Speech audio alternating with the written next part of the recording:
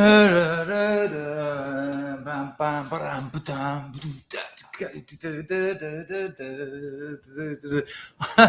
couldn't work out why it said live now, live in 6 minutes. I mean, make your mind up. A little bit of last minute preparation. Sorry, Lulu, I can't go the shirt. It's a that shirt, one stream. That's too much ironing. Never ironed a shirt. Nice to see you, Nive, as always. Let's actually get an hello in to the riffraff and the oi polloi. Let's see who we've got on the firm. Hello, Melvin. Nice to see you. All right, the boy Cray. Always a pleasure. Hello, Jim. Good to see you, mate. Barney's early today. Always a pleasure. Where else we going here? Who else we got? Oh, a lot of chat early doors. Whacker Smack's in. Hello, mate. Pleasure. I'm here. Nice to be, Hello, John. John, you watched that movie yet? Let me turn the lights up. John's gonna, me and Grego, I'm gonna, he is still Sir Grego. I'm gonna let him have it. He still can have it. He's telling people to watch that movie. He agrees with the mainstream media and the social justice press, which is, I think that's very shows bravery, shows commitment to mediocrity. Let there be some light. For people who are maybe getting that wrong, it's all quite jovial. It's only jokes. Pizzle's on the firm. Nice to see you, mate. An absolute pleasure. Rags. I did think it was funny. Oh, someone on here the other day said why does brass mean prostitute? And it was weird because I said, well, it's rhyming slang, isn't it? Brass tail means brass nail means nail, and nail is skirt, isn't it? It's like a bird. And I thought about that afterwards, and to someone who doesn't speak English or someone who doesn't know rhyming slang or English slang, didn't really explain it, did I? Brass nail means tail, and tail, I said, it's obviously skirt, which is a bird. It's just still hasn't landed. Still hasn't defined a working girl in any way. But perhaps that's how I like it. Let's try this. I just need to get rid of the bluing. Well, up that one. Don't worry, it's not going to stay like that. It's going to just go down here. There you go. Lovely. Beautiful. It's like a boozer, isn't it? It's like you just walked into your local. Hello, local. Hello, Paul. Nice to see you, my friend. Hello, Eldridge. Been a while. I think it's been a while, unless you've been lurking. Hello, The Truth. Doesn't like Jeremy Vine. No, I in many ways, you've said that for all, many of us, I think. The truth will set you free. Weirdly enough, I got a video today about the truth setting you free. This is a chill stream. We'll largely just be chatting, but it was something I want to talk about regarding the creative process. Anyway, the reason I got into talking about brass nail and tails and skirt and birds is so Ragnar, we all know Rags. Well, it was Ragnar Iron Spear, and I coined Rags because I speak to him a hell of a lot. And so instead of Ragnar, which not being his name is a weird name to keep calling him when you speak regularly. So that went down to Rags. And when Rags and 42 and Jack London stream the other day, which is a cracking stream, by the way. I've now seen it all. There's a bit, I think it's in Rags's personal account. He's got like a Rags's green room on Telegram. Hang on, look, I've got it here. I'll show you. Let me just really tickle me. Hang on. Let me I can't show you my old Telegram because it will dox things that other people have said. I don't give a shit what I've said, but, I can't make that decision for other people. But let me just grab this little clip. So this is from the bottom of a conversation. This isn't hilarious, but it tickled me because obviously Rags etc. Have a look at this. So this is 42 speak. They're trying to sort their stream out, right? And this is a message that 42 sent to Rags. Have a look at this.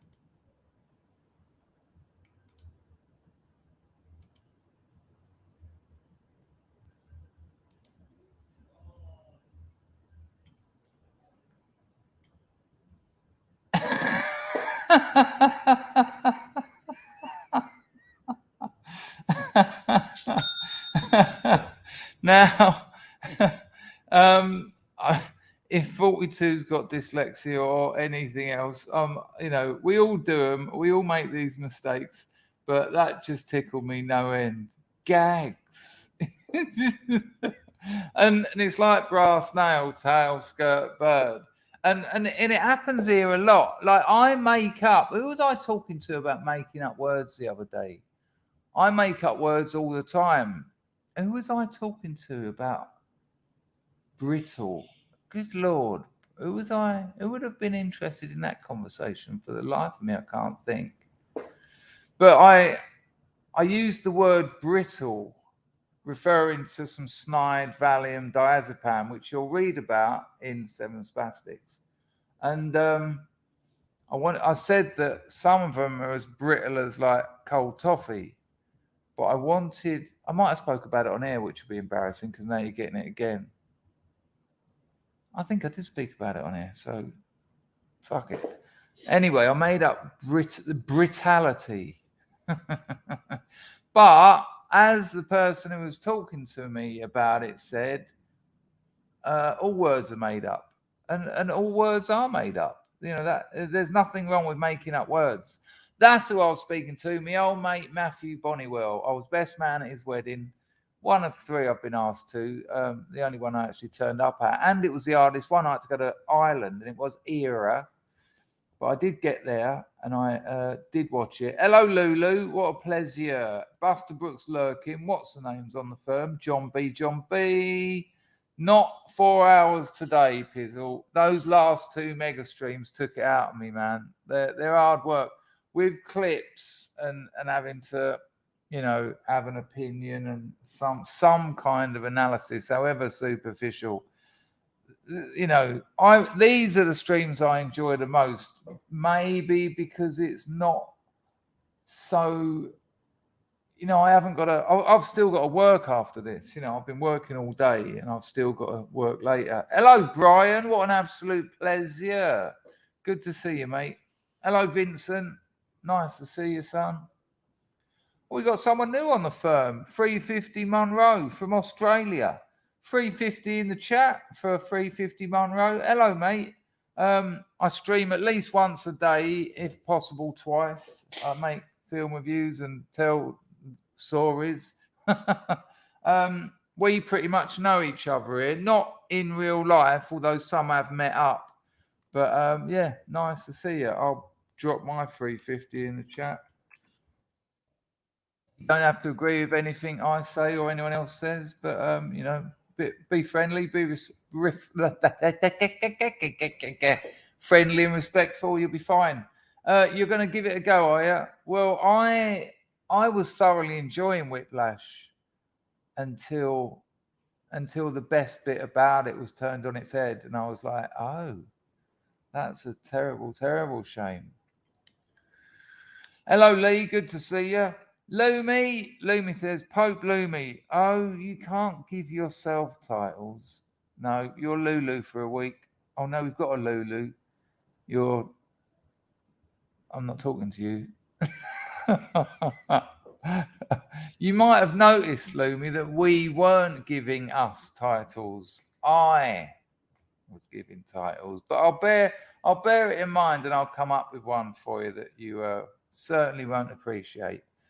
Eldritch, I thought brass equals paying. No, it comes from brass nail. Yeah. I don't think in the history of English currency there's ever been a brass coin. It would seem a bit weird, maybe, but not that I know.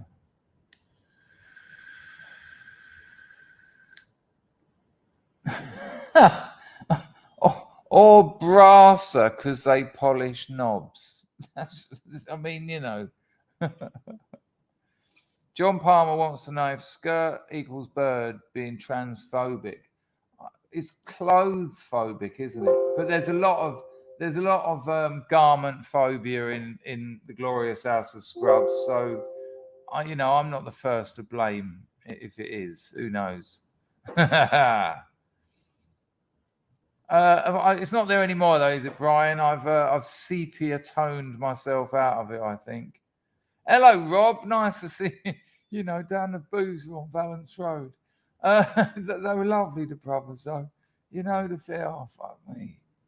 Nice to see you, Rob. Hello, St George's Sue. I haven't seen you in a while. Nice to see you. Snoop is on the firm. He's on the firm. Deadbeat Chess. Hello, son. What a pleasure to see you. Greetings from dinner break. Nice. And that's just reminded me I forgot to get Galan today. I haven't had a Galan in about 4 or 5 weeks.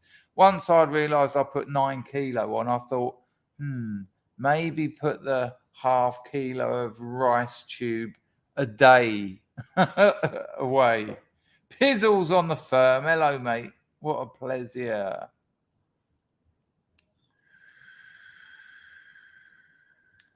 John would still like to tap Jack, though. What Jack would that be? Hello, Emrys. Good to see you. Hello, Baz. Loads of people. Am I really far behind it, or did no one... Oh, there you go. I was just looking for the 350s. I was thinking, did no one welcome 350? That would be awful. Hello, dislike button. What you said about that movie, because I tended to agree with you, I thought was very good. Did I give you... I said hello to you, Lulu, didn't I? I'm sure I have.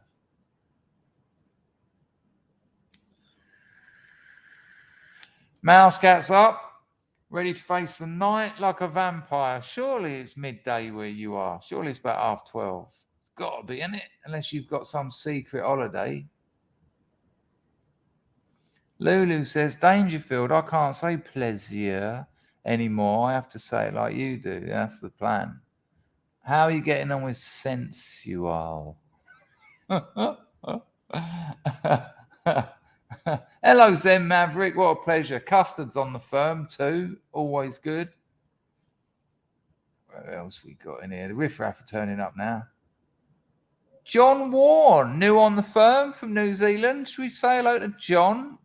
Go for it, people. JW, John, NZ. I'm going to go from NZ.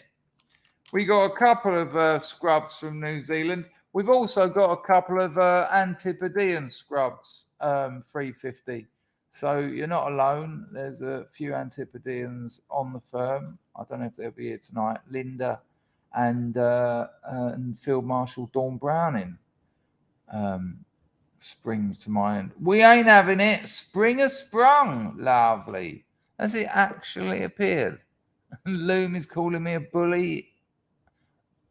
I had to think about that then. Bully. Bullier. Self-maimer. If you ever meet someone who's given themselves a nickname, get out of there. It's all right for the internet. It's all right for the internet because, we do that sort of thing. But I've literally been in a pub with someone and gone, what's your name, mate? And he's gone, Sparko. I've gone, Sparko. And he's like, well, my name's Stephen, but I like people to call me Sparko. I was like, oh, right. So what, you electrician? He went, no. I said, oh, so that's your nickname. He said, well, I'm trying to, credit his honesty. He went, I'm trying to get it to be my nickname. I don't like Stephen. I like Sparko. Reminds me a little bit of a fella. Who was I talking to this about? I think I was talking to. Who was I talking to this about? Oh yeah, JC, not dual citizen, the mysterious JC. I met a bloke in Patong once. I was in a little cafe, what's the place? Little Lebanese cafe, because I just got clean and I just wanted some carbs, and I didn't want soup and prawns. So I went to Lebanese place, 2 pita breads. So when pitas are a little bit sweet and they're just out the oven, the proper pita oven as well, and they're blown up. They've sort of risen, and as they put them on the table, they slowly deflate, and they're gorgeous, a little bit crispy on the outside. And when you sort of bite into them, the steam comes out of them. Hummus, olives, vine leaves, rice wrapped in vine leaves, just exactly what I wanted. Coming off of a withdrawal is much like being pregnant in as much as your body tells you what it wants. I know pregnant you want ice cream and maggot sandwich and things like that, but I needed hummus, pitas, vine leaves, olives. I knew I wanted that. And so I was in there just loving it. I hadn't eaten for like 5 weeks. Oh, well, I had, but like soup and just throwing it all out. No. And I knew this meal was going to last me a few hours, because interestingly, when they stormed the concentration camps after the Second World War, the people were like, feed these people, and the doctors were like, no, you can't give them food. If you give them food, they're going to eat it, and it will kill them, and it will cause them all sorts of problems, because they are literally starving, which is where their body is eating itself. And if you give them food, it's a shock to the system, and it can cause all manner of intestinal issues. You've got to introduce food and water, imagine, slowly. So I knew that I wasn't starved. Well, probably after 4 or 5 weeks, I was starving, but I had been getting water down after a couple of weeks. But I was thinking, this is going to be like a 3 or 4 hour, eat slowly, just a little bit, plenty of water, that lovely Lebanese tea they make with the mint leaves in it and the too much sugar. I don't have sugar in English tea, but that Lebanese tea is the nuts with too much sugar, because it's got that sort of bitter taste to it. Anyway, I'm there, I'm thinking, you've done it, son.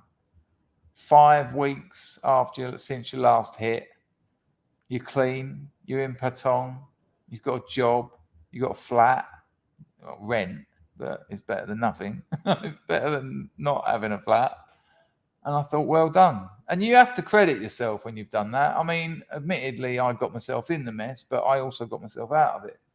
And I was feeling quite sort of exhausted, but I was like, you're on the mend now. The way things are going, by the end of the holiday, you'll be able to have an actual holiday. I had a few weeks left, and I did. That's when I fucked off to Sri Panwar and had a couple of days with old Gizzy Erskine on the daily or the Sunday Times with our infinity pool, our private beach and speedboat. That was quite the turnout after spending 5 or 6 weeks in a fucking brothel. But nonetheless, excuse my English, I am trying to swear less. Anyway, as I'm eating it, this bloke's come in and there's nowhere really else to sit. And I'm on a table for like 4 or 5 people. So I just went, yeah, mate, you can plot down here, no problems. So I'm just carrying on eating. Luckily, sunglasses on, so I don't have to acknowledge him after I just said sit down. And he starts talking to me. And he's like, wait, you like coming here? I was like, yeah, I love it here. I absolutely love it. And when in such a situation, hello, Mouse Cat, good to see you. In such a situation, I'm like, am I actually going to tell him what I've been through and have an honest conversation? Or am I going to keep it polite and not bother? But I didn't need to, because he just went straight in there and he went to me, hey, let me ask you something. He was only about 22. I was about 40. He went, do you ever sometimes think someone's looking at you and you just think, I want to punch them in the fucking face? And I was like, I pretended that I needed to think about it. I was going, yeah. Sort of, as if I was sort of going through that process in my mind if someone was. And I said, well, if someone's sort of staring at me and they're obviously sort of trying to rile me, I will probably address it, but me addressing it will probably be leaving. If they followed me and carried it on, then it might end up in some way violent, but I'd probably get a few other people and just, make it a certainty. I said, but I must say that no, the answer is no. I've never thought someone's looking at me and I've wanted to punch them in the face. That's a no. And then I was thinking, thank fuck for the sunglasses, because I am looking at him. When you talk, there's a fair amount of eye contact. And then it got really weird. He went, nah. He went every day, and he said, you know what? It's because they are. He said, I'm not paranoid. He said, people are looking at me. He said, I attract that sort of attention. And as soon as he said that, I thought, I'm dealing with a nutter. Because if up to that point, if he'd have said, I know it's just paranoia, I know it's like sort of some kind of self-esteem issue, and I think people are judging me, or I've got fear around men, we could have had a conversation. But when he said, it's because they're looking at me, they're judging me, they're probably comparing themselves to me and not coming out of it well, I was thinking, yeah, that'll be it. You're like Ronaldo. You're like Ronaldo. I didn't say that. I just thought, oh dear. And then I said to him, so what? Do you ever follow it up? He went, yeah. He went, I ate 3 people yesterday.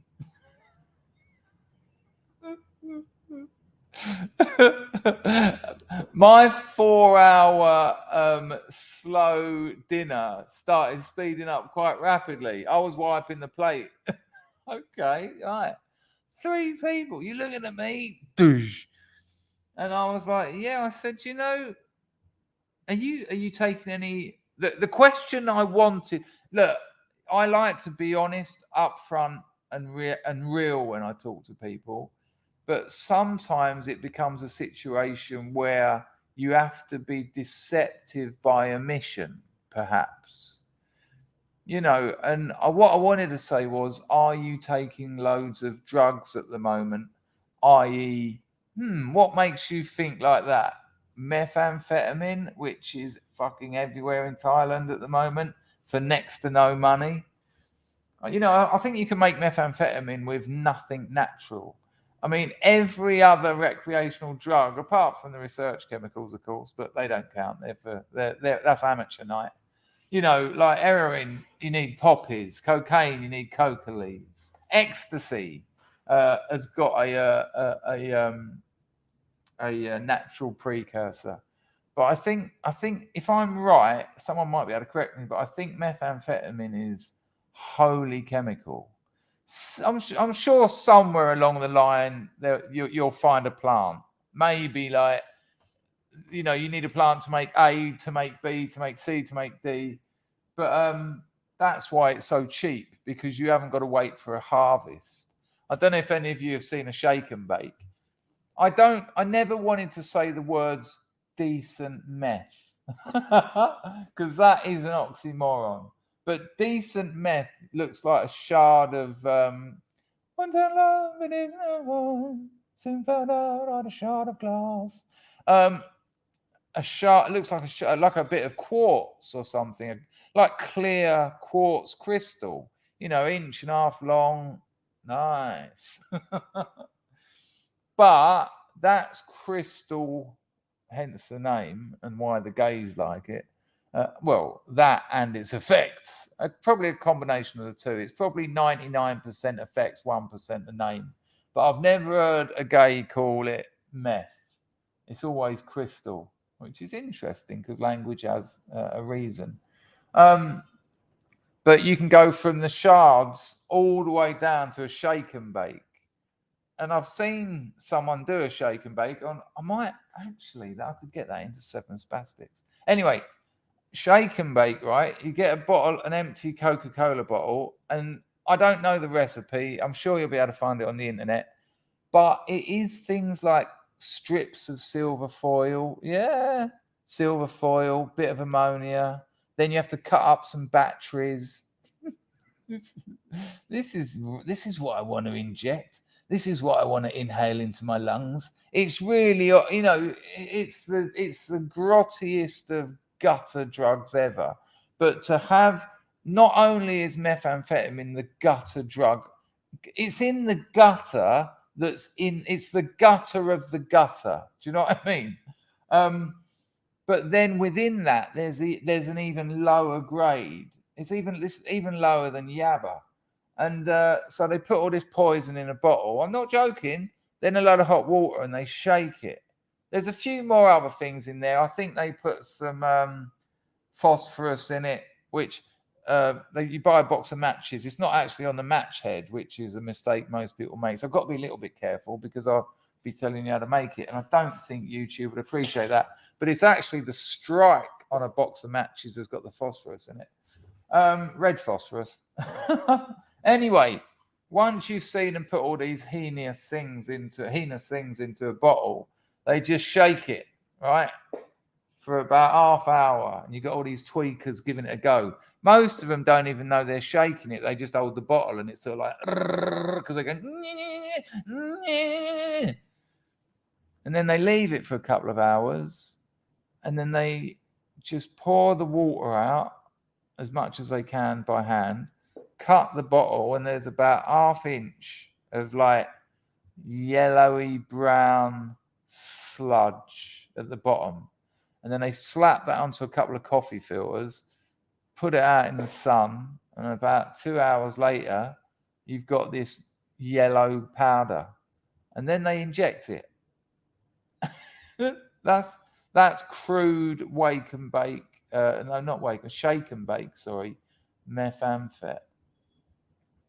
Anyway, so that was a tangent. That was a little bit of cookery. It's a cookery show essentially. This one. So anyway, so what I wanted to say to this fella was, is your behaviour that's erratic, dangerous, violent, and probably going to end you up getting psyched off. At best, in Thailand, getting psyched off. At worst, getting dragged up an alley by the Thai police and have the absolute shit kicked out of you. But I knew that was a tricky one. So I said, are you on any medication? And he went, what are you saying? And I just thought, nah. I'm in trouble now. This was inevitable. And just as he said that, what are you saying? I suddenly remembered that when I sat down initially in that restaurant, he was standing across the road looking at the restaurant, probably thinking, why is that bloke looking at me? I'm going to go and punch him. So when he come in and I said, yeah, mate, you can sit down here. So it all got a little bit weird, but I managed to get out of it in a very peculiar way. I said to him, does it happen with women? Does it happen with women? He said, no. He went, I love women. Yeah, I love women. I love them. I would never hit a woman. And then he went, but he said, you know what? He said, most nights I get on Tinder. He said, and I find those lady boys on Tinder. This is exactly what he done. I've got to make sure my hands so you can see him. He went most nights. Let's take it back a bit so you get it exactly. I think I'm about to get clumped and I'm just off the end of a withdrawal. I don't need it. No one needs a punch in the face. Will Smith, maybe. Will Smith's wife. And so when I said to him, do you do it to women? This is exactly his response, right? There's no pauses, nothing. Does it happen with women? And he said, no, I love women. Most nights I get on Tinder and I meet up with the lady boys and I like to fuck them in that ass, just fuck them in that lady boy ass. I love it.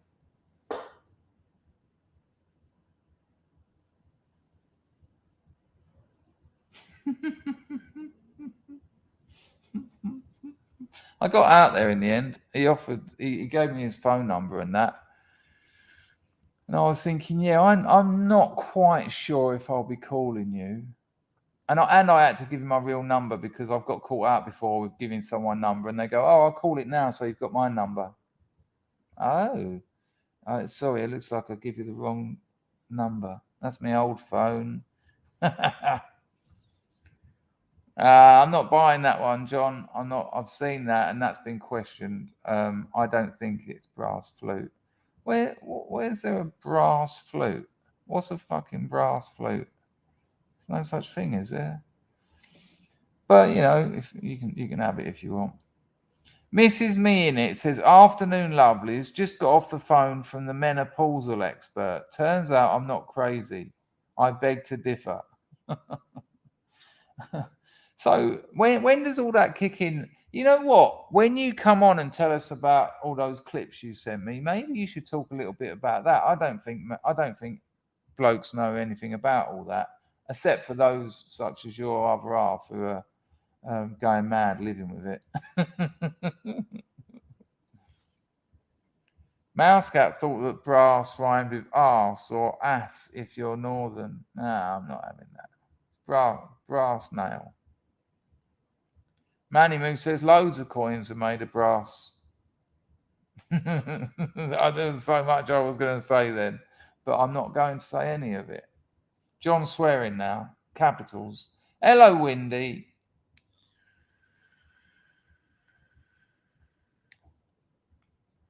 Okay, John. John, I know it's only because I didn't reply. That's why you've said it a few times. I get that. Hi, Towers on the firm. What a pleasure.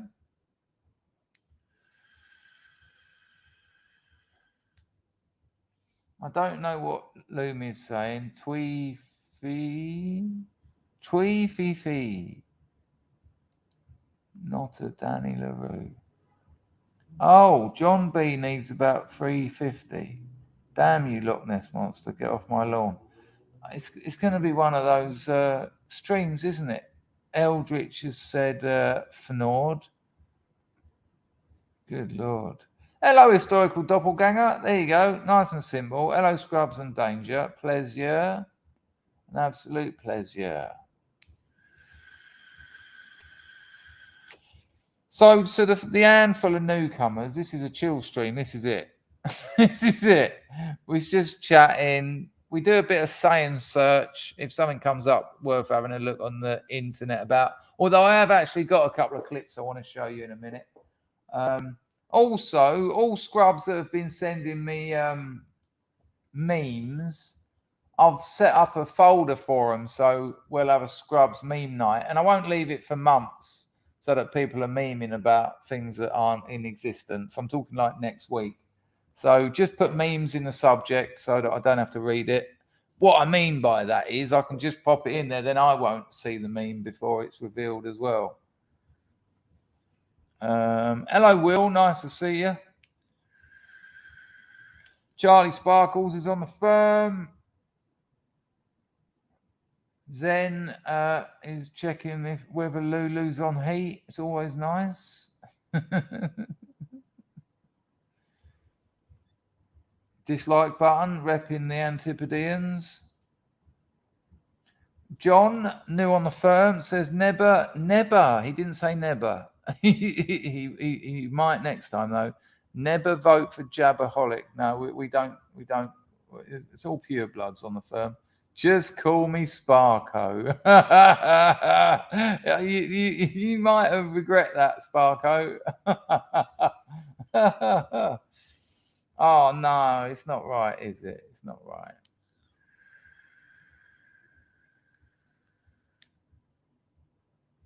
Snoopy's got people that want to call him Snoop until they figure out his dog's name's Snoopy. Mrs. Me in it, just call me short ass. Funnily enough, your other half has referred. Trying to cause a little bit of trouble. Lulu says some women eat. Sorry, I couldn't. Some women eat brick while pregnant.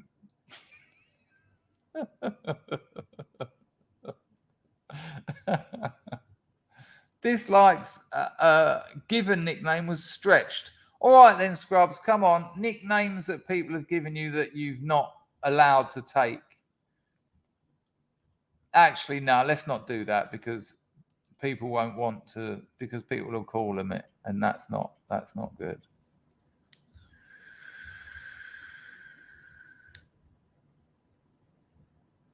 I'm hungry for a crammer, a galan. No, I don't want to eat my skirt. DDJ says, my lords, ladies, yes, Jim, that's exactly what I'm talking about. They serve them up. It's similar to the Lebanese one. They're vine leaves. I suppose that's the same as a grape leaf, isn't it? Grapevine makes sense. With rice in it. Them hummus, pittas, lovely. Plenty of olive oil in the hummus. So yeah, I just knew exactly what I wanted to eat, but I didn't want to get a punch in the boat. So you know. Did I have a bag to celebrate getting clean? Well, she weren't that bad. Good call, Eldritch. Good call. Yes, Basil. I think we should talk about that. If I'm right, I'm sure someone will be able to correct me. I think that was set up by one of the patriotic alternative. I don't know what you'd call them. Areas. I think it was. Let's find it, shall we? Let's find a photo of it. Someone emailed it to me, actually.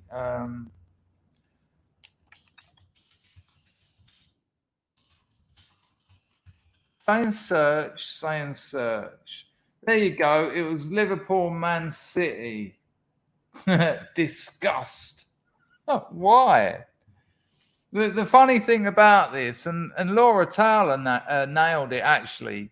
It's like, why there was no judgment call when it said British. It said British will be British to be. Hang on, let me grab an image and put it on the British to be a minority. I think was what it said. Right now, why is that disgusting? Because if it's true, is that disgusting? If it's not true, is it disgusting? I don't. It's weird. If you respond negatively to that, you can't be neutral. It's quite clever, actually. It's quite clever. Apparently, there's a video here, but it's loading. We'll give it a go. I'm not going to put my earpods in, but we'll see if we can watch this. Video loading? I very much doubt it. So yeah, over the Man City Liverpool match the other day, an aeroplane went over and it said British to be minority. That video is not loading. No picture of it. There you look at the picture. I'll put that into my art software and show you a bigger version of it. Look at the deliberate. Look at the. It's interesting that these plane companies agree to it, though, isn't it? Because they know Antifa are going to turn up and throw water balloons at their shop window. So there you go. British to be a minority at by 2046, I think it is. But there you go. There's So if anyone can confirm, I don't know whether Patriotic Alternative have admitted to it, or whether it was them actually. If anyone can confirm that, but let's have a look at the adverts on these things. How long does it take to load up that ridiculous video? Anyway, plane flies over Man City, Liverpool with clash with British to be minority. The plane banner was spotted during the top of the table clash between City and Liverpool at the Etihad Stadium, which sort of teams play out a 2-2 draw. Isn't it incredible that they're mixing the story with the match? You know, the top of the table clash, which saw the teams 2-2, and mixed in there is the story about this banner. Quite ridiculous. Let me see if there's anything here that they say. They're still talking about the football. Kevin De Bruyne and Gabriel Jesus were on target for the host, while Diego Jota scored Liverpool's I mean, listen to this sentence, right? Listen to this sentence from the English Premier League, and then think about what that banner said, right? Now, I know this is jokes, but listen to this sentence, right? In this article, the English Premier League, right? The game itself was a thriller, and the scoreline was a repeat of the result when the two met at Anfield in October. Kevin De Bruyne scored. Kevin De Bruyne and Gabriel Jesus were on target for the hosts, while Diego Jota scored Liverpool's first equaliser, and Sadio Mane levelled things up for the second time in the 46th minute. It's incredible. So there you go. However, the banner spotted by a number of people watching the game baffled football fans following on social media. How many were baffled, do you think? How many were like, what is that? What could that possibly mean, that sentence that I can easily read? No one was baffled. Not a soul. What's more, it's not the first time a plain banner has attracted attention. Yeah, hence less bafflation. There was no one was baffled. Not at all. Hello, Bertie. Nice to see you. Oh, you know a little bit about the old shake and bake, do you? Stephen reckons the Germans came up with meth in World War II. You know, I've heard a lot of did they? Are you sure? Are you sure though? Be honest, Stephen. Are you sure? I'm not saying they didn't, but I've heard, you know, having spent most of my life amongst drug addicts, I've heard so many urban myths. Yeah, what's the other one? Methadone used to be called dopamine or something because Adolf invented it. And it's like, yeah, don't know about that. I imagine. Maybe. I mean, soldiers certainly did use amphetamines of a type, but I can't say for sure. Hello, Alpha Fox Adam. Nice to see you. Oh, lower than Yabba. Yeah, I mean Yabba is meth in the gutter with caffeine in it. I mean, if you're putting caffeine in it, it can't be great, can it? But you know. You can smoke the shake and bake stuff, yeah, but it ain't great. And if you're as bad as shake and bake, you're going to just stick it in, ain't you? No one's going to be bothering to smoke that.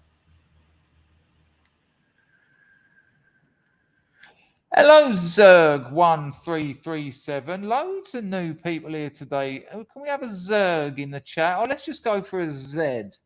Hello, Zerg. Yeah, I'm good, man. An absolute pleasure. Just a chill stream today. No clips or memes or anything. Hello, Mr. MF, as you just leave.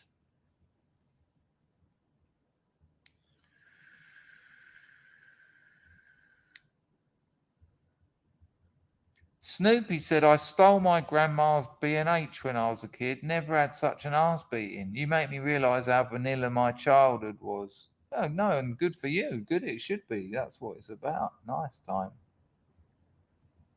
This like button says flutes are indeed nickel-plated brass. There you go. I can play the flute. I used to play the flute in a band. And I never knew that. I broke it in the end. I didn't. I bent it. It was quite hard to play because it was that way, and then it went up a bit. It was more like a. It was more like a flute palsy, you know. Anyway.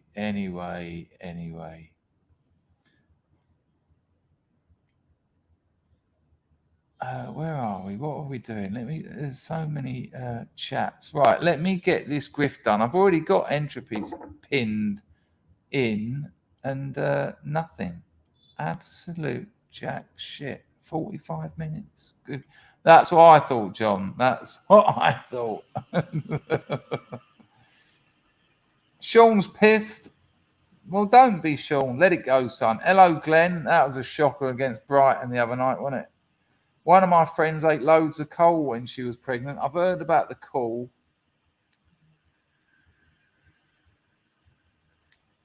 Vincent was a meme master in the salty chat. Then he got blocked by one of the mods. That ain't nice, is it? Kind of puts you off a channel a little bit, doesn't it? When the mods block you, you're like, oh, I was only the king of the memes. All right, Hooper.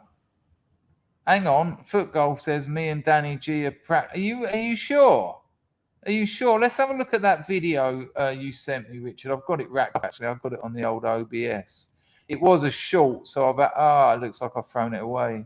I can dig it out the bin, though. I know how to do it. Hang on, let me just close a load of windows. Close, close, close, close, close, close. Got to be careful here. Close. Is the stream still running? Good. Right, let me just drag this video out the bin. Binner. Music killer. Right, what one is it? Stupid bloke. I think we've seen it before, actually, on the channel. It might be that one. Let's see if that's it. Hang on, people.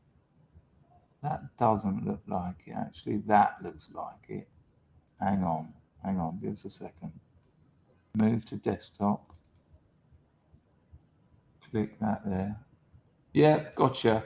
Right, so this is Danny G. Before we watch the video, let's find out how him and Foot Golf are best mates at this stage. So what's happening, Foot Golf? You want to come on and tell us about it? Can you do that? Have you got the it was PA, was it, John? Okay, there you go. Regional organisers, there you go. That'll be what they're called. Foot Golf, can you come on and tell us why you and Danny G are besties at the moment?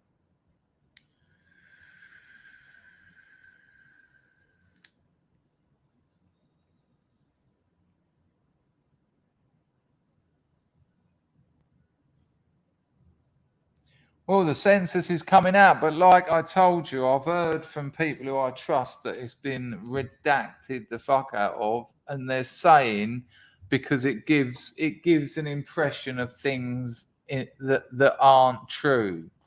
Okay. What, your own census? They're changing the way they do it as well. Can't imagine why. Why would you need to change the way you're doing a census? Oh, because you need it to say something else.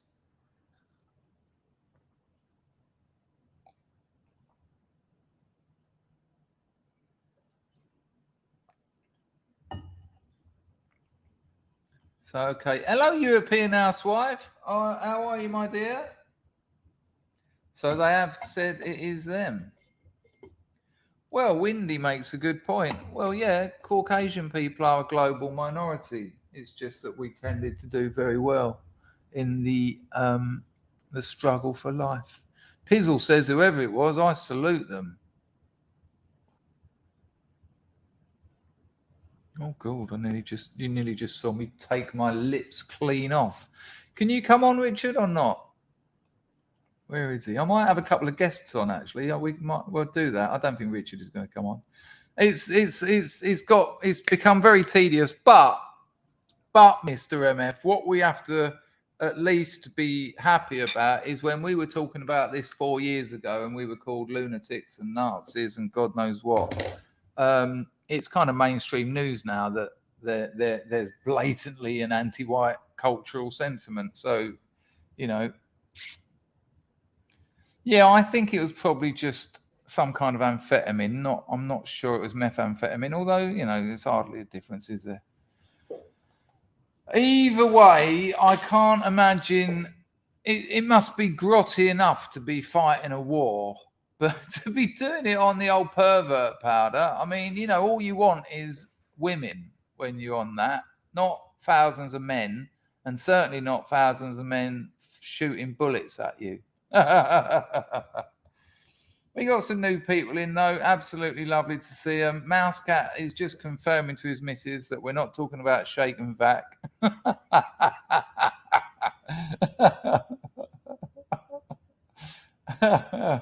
It was a cracking advert, though, wasn't it? What an advert! You know, very hard to brand a product with one advert, and they've done it.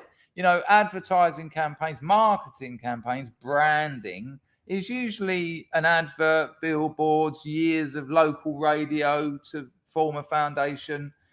And as far as I know, because I looked into it for a college project, a university project actually, that was it with that one. They just hit them. They just got it.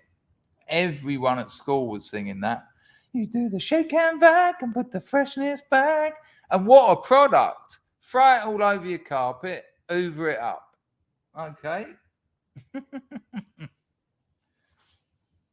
Kind of. We were Zing Zerg 1337 who turned up. That's all. Oh, the old meme, wasn't it? The old royal jellies. Members can still put the z in. Jay's is there, keeping at the old Twitch clean. Katha Calling says, Danger banged on about this for a while, but the Afghans have made their own pseudo from mountain plants and completely undercut the market gram ice, 40 cents. I shit you not. How interesting. Oh, they've made their own Sudafed. Ah, okay. I mean, it's all over Asia. It's all over Asia. But you know, in a country where you can get morphine and benzos from pharmacies for next to nothing, you don't see a lot of addicts around here. It's not, you know, when I was living in Soho, it's like Dawn of the Dead most nights. Zen says that coal contains loads of minerals. Yeah, I can understand why it would actually. That makes sense. Mousecat's taking notes for this weekend's shake and bake with the missus.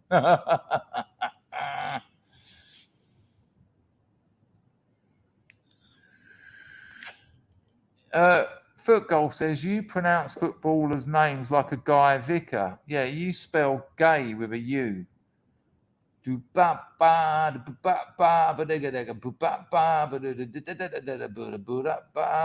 right, Gaylord, it's coming. Hang on. We'll have some guests on today. We'll get Richard on.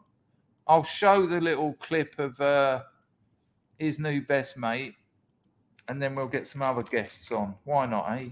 It is Tuesday. I mean, it's nearly the weekend. I've just popped it in the chat, Richard. Pandajit says, hilarious. Where I live, the replacement is about 70% complete and people still won't complain. Madness, isn't it? But when it's 70, when it's about 70% complete, you kind of can't complain. Hello, Little Red. Vart, a donation. 54 minutes. What an absolute pleasure. Hello, Hayden. One of the most successful ad marketing campaigns ever has to be the Meerkats. Interestingly, though, Hayden, I couldn't tell you what that product was. Hang on. It's an insurance company. It's an insurance company, but I interesting. All right. Well, we've got Ricardo on the phone. 1 second, Richard. Hang on. I'll double us up so you know. Yeah, you fucking tell them. I once filled shake and vac with the canteen ashtrays. What, in your own drum? What in your house? But then, you know, I steady on, puffer jacket in 2022. I don't understand, deadbeat, in your own house, or give me the rest of the story and I'll know what to say about it. Nice one, deadbeat Jess. Hoyt to that.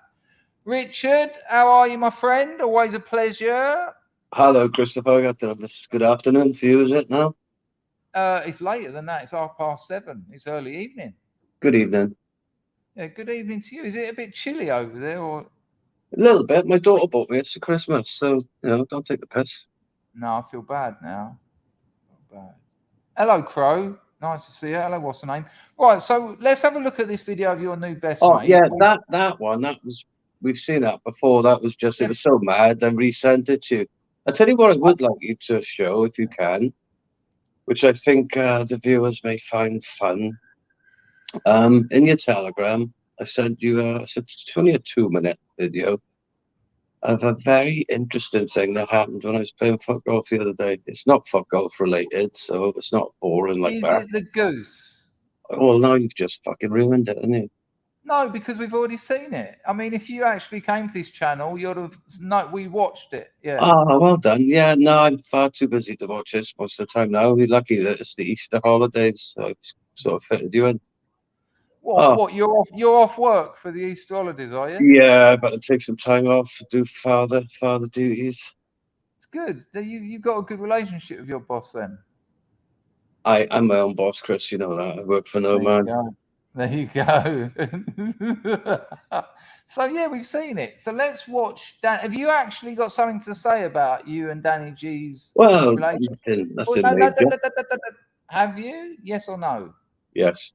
Right. So let's watch the video because some people don't know. It was very funny with the goose. It was actually excellent, Richard. I mean, glad you enjoyed it. It was. Yeah. You go out for a very dull game of foot golf and you actually get entertainment. Amazing. And to capture it on video. You see with the title, you know, have you seen these sort of videos of like Florida and stuff? You get like 15-foot alligators walking across them. You go to Barry and you get a goose. Now, Joel wants to know if you're Mr. White from 007. No, I'm Mr. Pink because I'm a faggot, all right? Yeah, you can't say what you eat brains faggots. You can say what you bloody want. Actually, right? I actually got a warning off YouTube for saying brains. Hovering over the exit button. Yeah, so no, I said brains faggots. Was literally talking about brains faggots on Facebook once, and I had a warning from Facebook, threat of a ban or whatever. I appealed it, and they came back and said, "No, you can't say that." And you know, and I even put like capital letters for the B and the F. How peculiar! That must be a terror. That must actually have an effect on their sales. If you literally can't. What did you have for dinner? Can't tell you. Yeah, I can't. Yeah, I'll have to ring you up. The problem will actually be brains. I mean, they don't like to encourage them on Facebook. Ping. Right, let's have a look at this, and we'll see. We'll find out how Richard has developed, I suppose is the word, a relationship with one of the weirdest blokes on the internet. This is Danny G. Now, this was a little short, you know, the YouTube shorts where they've tried to basically make TikTok on YouTube. So I had to blow it up, but it's still tiny. But I think you'll get an idea of his insanity. And because we've featured him on the channel before, you'll it will be like a little reminder. There he is. The audio. Oh, actually, give me a second. I can do the audio properly. I'll do the audio properly and just mute myself. I'm going to mute myself. All right, here we go. All right, there he is. Right, see you in a minute.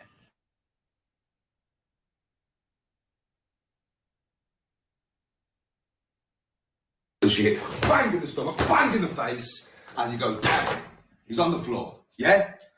Come over him, nice and steady. You've already knocked him out. Pick your plan of attack. Pick your angle of attack. Do you know what I mean? Grab his foot, yeah? Knee, on the side of his knee. Pull, pull, pull, pull. When you hear an audible click and a snap, you've gone through the tendons. Pull again. When you feel it click, you've gone through the fucking bone. And then snap. Snap his leg on the side of your leg. There's other ways that it can be done. You can also bang, bang, bang, bang, throat punch, knock the geezer on the floor, drag him over to a curb, put his legs on a curb, and just jump like a motherfucker on his kneecaps. That'll also work. Man comes to your door, starts bang in the face. So there's a man in mid-30s with children and a wife at home explaining how to disable someone. So let us know. You've got close, have you, Richard? You got to respect that sort of stuff. Yeah, well, I spoke about him on some of my videos, and then the other day he put about 15 comments on one of my videos, and he said, "Oh, you can obviously tell I'm watching it and commenting as I go through it." And yeah, Richard, in many ways, he's done like a not gonzo review of your video. He's pausing and replying to each bit you say. Yeah, I think he's just being sort of regularly inspired to comment. understand. And then he did a live then. Somebody messaged me. It's like, oh, do you know what Danny G said about you? And I'm like, no. And at the start of his live, he was just bigging up this polite, what do you call me? A polite elderly Welsh gentleman or something like that. With a soothing voice. He said, oh, I like this. His voice is soothing. So I can actually, I've tamed the beast, you know? Yeah. Well, is there any chance of you appearing on his channel or you getting him on yours? To be honest with you, right, I've made sort of links now with most of those main mental people, but I've consciously stayed away from getting too involved because I see what happens to people. Do you know what I mean? And it's proved to be a really good idea, you know, because it's got very dark lately, properly dark, a lot of it. Right, hang on. For people who don't know, so Richard he's got his foot golf channel. Richard's actually very good at foot golf. And as I was talking, when we watched the video, I take the piss while you're here, Richard, but when I was talking about foot golf the other day and we showed the goose video, I actually said how amazing it was because what a laugh. You're getting to travel all around the country. You went out to Ireland the other week. It's a load of mates. Nice day out. Good thing to do. And there's an entrepreneur somewhere actually doing something and making something happen. So I don't really take the piss, or I do take the piss, but I actually think it's quite cool. But you're absolutely right about that lot. You know, it's funny until you realise, you know, they're the nutter. You sort of have a few beers. It's the bloke I just was talking about in Patong. It's all funny until you realise he's a psychopath and you actually want to get the fuck out of there. And if you do have someone like this on your show, you're going to get the phone call 10 minutes later where he starts unloading, and then another one a bit later, and then another one. And when you start trying to, what? You used me. You had me on the show. Now you won't listen to me going on my fucking cocaine rants. And you're like, leave my children alone, please. Yeah, no, it's yeah, it's fucking weirdness, to be honest. That's why I was making videos about once or twice a week, and then over the last 3 or 4 weeks, I've only made 1 or 2 because it's just like, not disturbing. That's a bit over the top, but you just feel like you just don't want to get involved. You know what I mean? It's Well, when you say it's got a bit disturbing, what are you talking about? So well, Richard's channel, it's it's foot golf, but he does this podcast wars bit where he talks about all that lot. Legendary Dr. Ratpool, we had him on here, living in London, who's actually smashing it with his channel at the moment. I have to say, his lives, he's getting like 900 people he had on yesterday. For a bloke who just says the same thing over and over again, come on, get on my Instagram, come on. well, for an example, right, that living in London now, he fell out with this guy called Uncle K, and then living in London is threatening to get in touch with social services about Uncle K fucking and his kids, and you know, stuff like that. People trying to get each other's channels taken down because there was the 3D Fight Club. Yeah, these traveling lads arranged this big night of bare knuckle boxing, and there was going to be quite a few YouTubers on it. Like Living in London was going to be on it. He went to the press conference, got twatted twice when he was there, and then refused to be on it. Yeah. So they had this bare knuckle event a few weeks back. It was supposed to be streamed live. The live stream didn't work. There were people saying it was $9.99. There were people saying fucking 120 quid's come out of my fucking bank. It's charged me 12 times, and so the live stream didn't work. The fighters had been promised like it was supposed to be $3 purses, so $2 for the winner, $1 for the loser. They've all been paid like 200 quid and stuff like that. So they've been trying to get their money back for fucking weeks. And didn't they do it on the same night as one of the big UFC cards? It was the same night as UFC, and I think it was in London. Good. It was also the weekend of the Four Nations Foot Golf in Ireland, so that would have hit them hard. Another bit of competition there, of course. Yeah, but you know, I was talking about that 3D Fight Club in the build-up. That's one of the things I was talking about in my videos. And if they had done it properly, it would have worked. But when they did the press conference, for example, they didn't have any microphones. Do you know what I mean? It was just filming on phones, and it was like you could see there now. This, you know, when people from the illegal world tried to move into the legal world. But there's sort of rules then, and you know, if you're going to film something, you've got to have people who know what they're doing. You can't sell a pay-per-view if the link's not going to work, and you know, people have to be paid in the real world. Whereas with this, it's like, well, if you want it, fucking come and see us type thing. Do you know what I mean? Yeah, But you know, things like worked. receipts, contracts, and I can't imagine there was many of them. I said it in a video a few weeks before, you know, after the press conference and before the event. They need to get some actual technical experts in here, because I would have bought the pay-per-view. I was in Ireland, right? And my plan was to, because we were playing in the day and then go in the pub in the night or whatever, I thought, right, I'll just go back to my hotel room for an hour. There's only a couple of fights I wanted to watch. So I thought, I'll get the pay-per-view, pay my tenner, watch the fights that I wanted to watch, go back and meet up with the boys. So I went back I was watching on my phone, actually, in the pub. And you could see it was just fucking shapeless. There were people saying the link's not working, the link's not working. And then somebody else was sharing it from a different channel. They had 2 cameras, and it kept switching camera angles randomly for no reason. And say now there'd be 2 guys in the corner who would switch to a different angle where you couldn't even see them properly. So they'd change camera angle if the ref was in the way, but they'd change it to an angle which wasn't covering the whole fucking ring. Do you know what I mean? Stuff like that. So the pay-per-view didn't work. So there were a few people that put it on their channels, I think, you know, with permission, well, at least people can see it. So then over the next week, everybody who'd done the pay-per-view, and lots have been charged multiple times, they were all claiming their money back from whoever it had gone through, Skiddle or something. So they obviously didn't make much money from the pay-per-view. They didn't sell enough tickets, you know, live there as they were hoping, because I think people were getting paranoid to go to Salford to a bare knuckle fight organised by some travelling folk. And so I don't think they made that much money on the gate. And then it was like, right, well, we've spent 15 grand here. We've taken in 17. All right, fuck it, chuck them 200 quid. We're not losing money here. You know, no, they won't. The organisers will not be losing anything, of course. Yeah, and you know, in the real world, innit, you know yourself, set up a business, you run at a loss for a while, don't you, or whatever, especially when you're doing events, innit, you know, you just want to break even. Yeah. It's like when I used to do comedy events, you know, gonna contradict myself a bit, but you can't get comedians to travel down to Swansea and then not fucking pay them properly.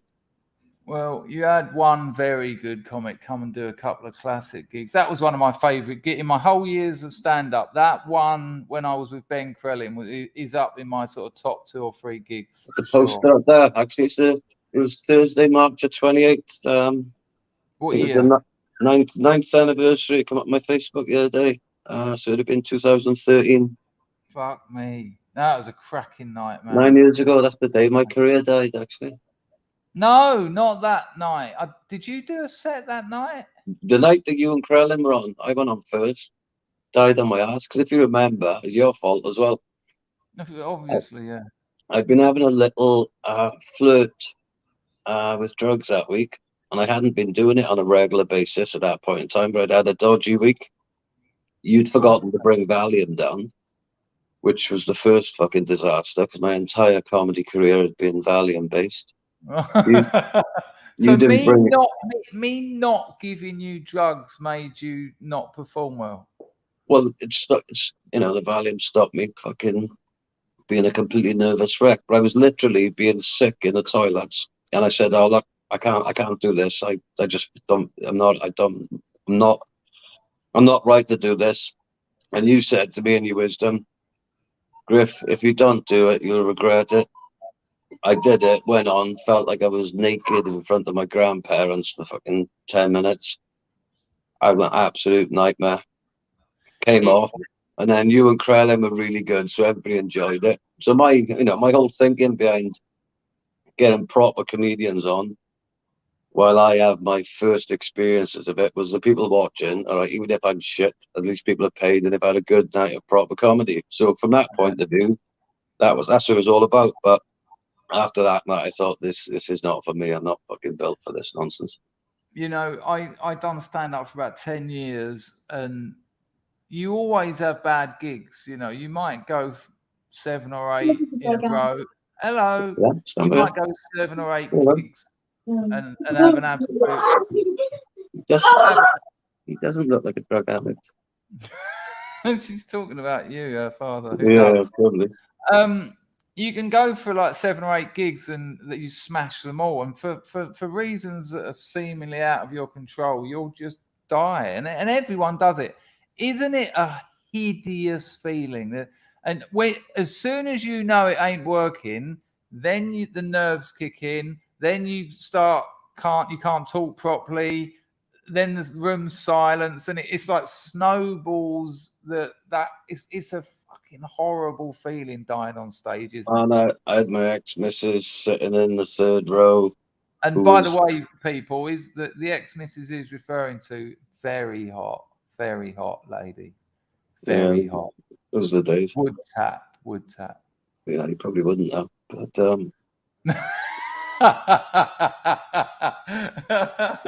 there's a big difference between 41 and 52.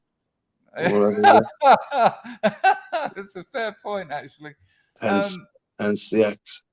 But so me and her haven't been getting on, so she wasn't going to come, which I was more than happy with. And then she turned up. You didn't turn up with the fucking Valium. And also as well, like the first 2 times I'd done it, I'd sort of not practiced, but I'd put a bit of effort in. I'd actually written some material. Well, I had practiced. I'd walk around sort of saying it, so I had a rough idea of what I was going to say. The 3rd time, I thought, you know, I hate these comedians who come out every night and just word for word say the same thing, you know, like it's some sort of performance. And, you know, Trevor Locke, probably my favourite comic, never says the same sentence twice from one gig to the next, you know, just makes it up as he goes along. And I thought, you know what, I prefer that type of stuff. So I thought I'll just sort of find... You prefer the type of stuff that's taken him 30 years to get right. Exactly. So I thought I'd try and wing it a bit, you know. I had a loose idea I was going to talk about, but I hadn't put as much sort of preparation in or whatever. And then, you know, I was just totally blank. Do you know what I mean? It was my mate was at the back sort of heckling. And it was like, you know, and I said something to him. I can't remember what I said, but it was like, you know, you got to like deal with hecklers in a certain way. And my heckle then was like, you know, I'm going to kick your head in outside or something. Do you know what I mean? It was like, you know, not funny. It was just like, you know, as if I was just talking purely to him, make you fucking shut up a minute. I'm trying to build my career, yeah. Well, for me, it was the opposite because I had a few of your mates who've seen me before. Hang on, guys. I've got an important Zoom call. It's a job interview. That's right. Good call. They're desperate to get in. They keep just appearing with just the back of their heads or their elbow or something. Not discipline. Yeah, well done. You done it. It worked. Before, so you went on, then Krellin went on. He done well. Then there was a break. But before I come on, all your mates were giving it the danger field, and they were shit-faced by that point. And it's a great feeling when you've got loads of pissed Welsh blokes singing your name. And when I went on, they went fucking mad. And it just brilliant. Let's go. And I could. It felt like I could do no wrong that night. It was a great gig. Well, most of them have seen you before. Are you getting confused with the Cinema and Co gig? Because that's the one that you. No. Yeah, right.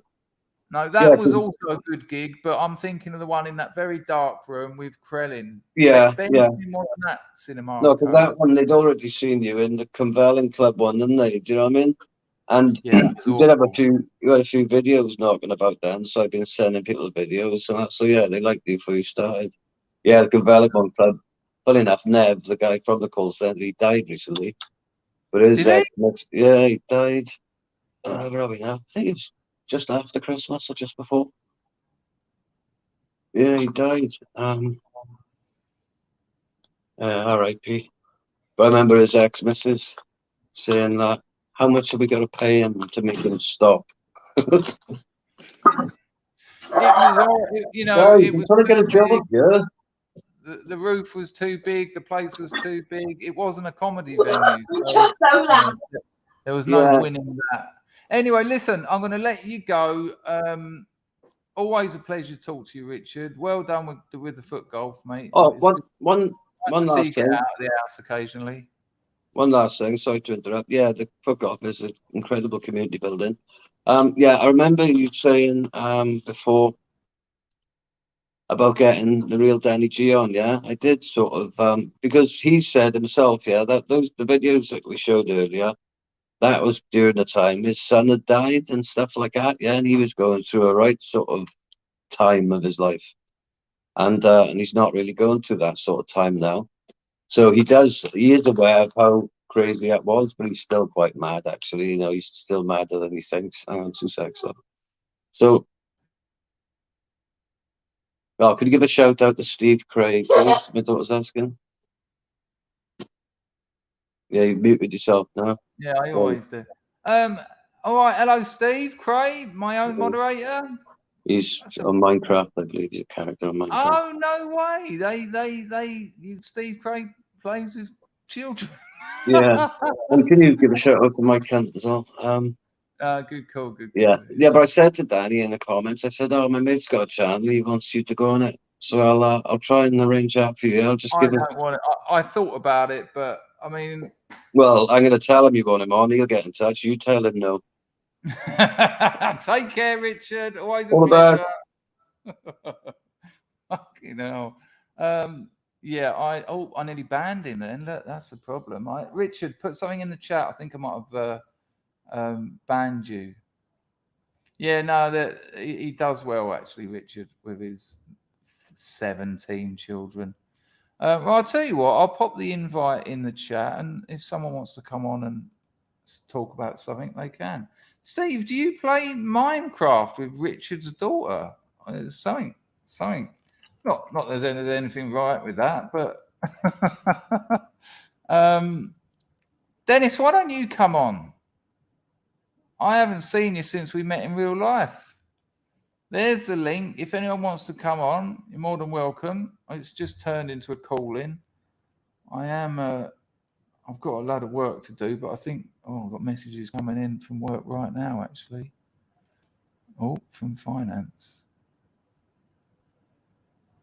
Lord knows what that's about. I'll have a look in a minute. Oh, hello. Is the stream still up? Have I just closed the stream? No, we're still here. Dennis. Understandable, Ian. Understandable. Look at everyone wanting Dennis on. He's a lovely bloke, Dennis. We talk on Skype frequently. He's going to come back with something about not having the hardware or something. But if anyone wants to come on, there's the link.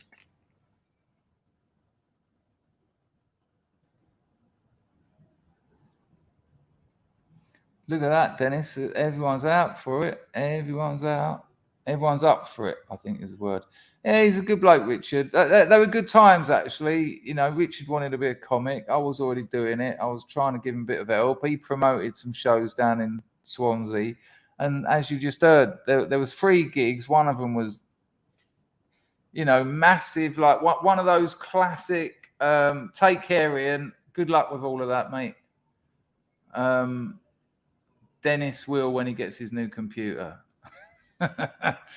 You know, the one was in a lovely cinema where all the guests had futons, which was lovely. They were just lovely, comfortable, and it was a beautiful little cinema. And that one we were just talking about was this tiny little proper comedy venue, low ceilings, everyone just in there, like just having a chat with your mates. It was fantastic. Right, I'll tell you what, since no one wants to come on, I will I want to talk about something just briefly. There's a novel. A few of you might have read it actually. It's called A Million Little Pieces. It was written by a bloke called James Frey. All right, and it's a novel, right? It's a novel. And James Frey was a drug addict. And he went through the usual stories of a drug addict. Fine, you know, best friends, girlfriends dying, went to rehab, relapsed, went to rehab, relapsed, you know, mad, you know, what you'd expect. And finally got clean, sat down and thought, I'm going to write a book. and it went massive. 1 Million Little Pieces. Anyone in the chat read 1 Million Little Pieces? And I read it, and I don't really like those kinds of most of the druggy books I've read have been a bit crap because they focus on the bits of the story that I'm not interested in. You know, they focus on the drugs and rather than the more interesting bit, which is the personalities in that environment. But James Frey's book, 1 Million Little Pieces, and he wrote another one after it. Well, it was called Perv, a love story, and it's another great book. Oprah Winfrey. Now he got signed up with a pretty big publisher. I can't remember who it was, but one of the old money publishers, and sold millions of books, right? Now, Oprah Winfrey got hold of it and thought, wow, this is amazing. Got him on her show, talked to him about the book, talked to him about his experiences and all that. All good. Then some weird, jealous, envious fools started looking into some of the bits in the book and were suggesting that they were made up. Oh, what, in a novel? Oh, imagine fabricating bits in a book. Oh, he never presented it as a memoir. At no point did he say this. Storytelling and truth are not the same thing. In my Substack, link in the description, I write stories about my life, but storytelling involves crafting stories. Like, I'll give you an example. In Whatever Happened to Hunting, which is one of my stories, I make it Monday, Tuesday, Wednesday, Thursday, Friday, when actually it happened over a period of about 3 weeks. And it was like Monday, the one day, then Thursday, then Sunday, you know, and then there might have been a couple of days that were together. But because I want to tell a story and I want to give you, you know, what I learned from it and what was relevant, it's just basic artistic license. And, you know, the idea of truth and storytelling being in any way kind of, it just seems ridiculous to get at a novelist if they've been a little bit, you know, my Substack's called Dangerfield's Exaggerations. It kind of sort of, admits to that process anyway. Now, that isn't to say that those things didn't happen, but you're telling a fucking story. Now, so Oprah Winfrey gets him on and she loves his book. And I think they raise money to set up some rehab centers because she says to him, you know, what can we do for these people? I was so touched. This is the weird thing. The story he wrote done what it was meant to do. It was meant to show people that these addicts, if they're helped, and they usually come from broken homes and abusive families, if they're helped in the right way, can actually become very good people and be a positive net gain for society. So Oprah Winfrey got involved. I think they've done some fundraisers, blah, blah, blah. Then these people turned up and they were like, well, he said he went to the dentist and didn't have any anesthetic. That changes everything. I mean, that changes everything, right? And listen to what that witch, Oprah Winfrey, done. She wrote to James Frey and said, come back on the show. And we'll talk some more about addiction and your writing career. She got him back on the show and she just done him up. She said, right, I told you were coming on here to talk about your career and your writing, but no, James, why did you lie to me? An absolute setup. And it's like, are you joking? Why did you lie to me? Yeah, Snoopy, that's it. I think in the end, there was some mad agreement with the publishers that it had to have something like that, semi-fictional. But James Frey, He gave it to his publishers. It was his publishers that put on it a memoir of addiction or something like that. I mean, even the word memoir, that's hardly a tight definition, is it? I mean, memories aren't that tight, and memories aren't that reliable anyway. We've all seen those things where they get 5 people to witness a crime, and it's like, what coloured T-shirt did he have on? Red, blue, green. It was a shirt. He had no top on. 5 people saw the same thing, and they will swear that because memories aren't. It was such a setup. And I found a little video here, and this is what makes this even more disgusting. Not in this little video, not only do you see Oprah digging him out for daring to tell a story and not provide a report. That's what does me. If you want him to give you the truth, the absolute truth, rather than give you a story, which she said she loved, which she said would help loads of addicts, which she'd already said done its job. That's what's mad about this whole story. That's what's mad about this whole story. She'd already said how amazing it was, but because there was an exaggeration here and a little bit there and blah blah blah. Oh no! But this clip I've found, you get to see all the pundits jumping in. You know, when they have these things and you've got like TV presenters going, "Oh, it was amazing. We were glued to it, you know, because he lied to her and we just loved it." It's disgusting. I'll show you it now. Nice one, Vincent, for the Vart. Much appreciated. Yes, Snoopy, the old witch trapped him. We're going to have a look at it now. But like I say, this is the one with the pundits in it because I couldn't find the whole video. But I've also got a video of James Frey, who I really respect as a writer and as a human, talking about what that whole thing, his actual response to it.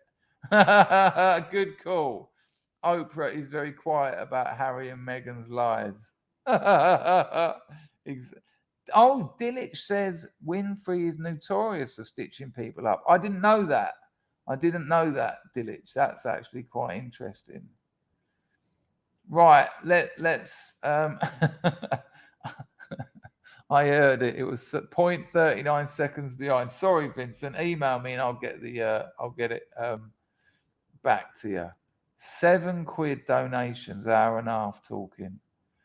After tax, £4.50.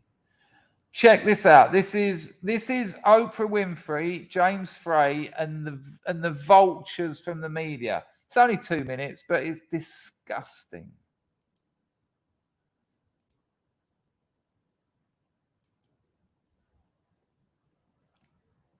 Give me a second, hang on.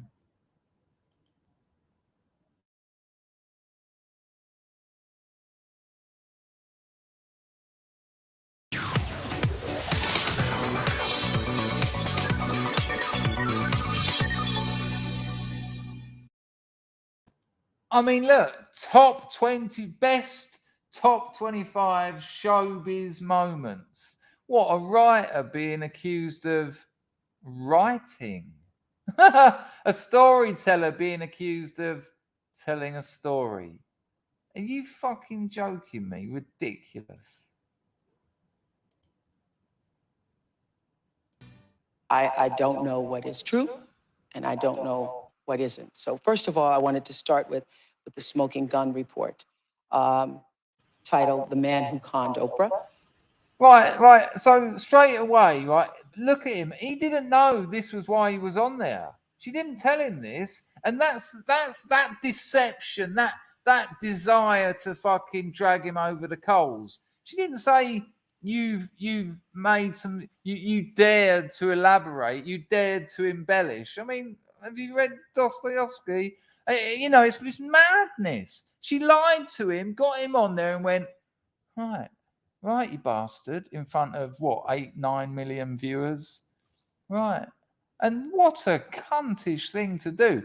If you want to talk about being honest and being truthful, Oprah, why didn't you say that to him? Why didn't you say, "Oi, James, You know that book that I haven't stopped banging on about that I said is brilliant and will help loads of people and do loads of good in the community? I've been told that some of it is not necessarily true. And I bet James Frey would have went, yeah, sure, we can talk about that. Yeah. Because it's not an issue. That's storytelling. That's what it is. Thank you, IJB. Much appreciated. Hoyt to that.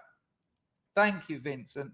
Do you want that one back? We didn't have farts for either of those, though. I'm just going to refresh entropy because something's not right there. I'll do a couple of manuals. 1 second, people. It's weird why entropy does that occasionally, but you know, there you go. I'll do a megavart. Thank you. Nice one, IJB, and thank you, Vincent. Right, so remember, Bertie, there was no need to stitch him up. I guarantee it. No, Baz, this goes back a while. It goes back a while, but I was just thinking of it last night because there was a bit in my novel and I was having a bit of trouble. I was working on my novel last night. That's why SUBSTACK isn't finished. And I thought, oh yeah, remember all that James Frey palaver? And I looked into it again and thought it might be quite interesting to talk about.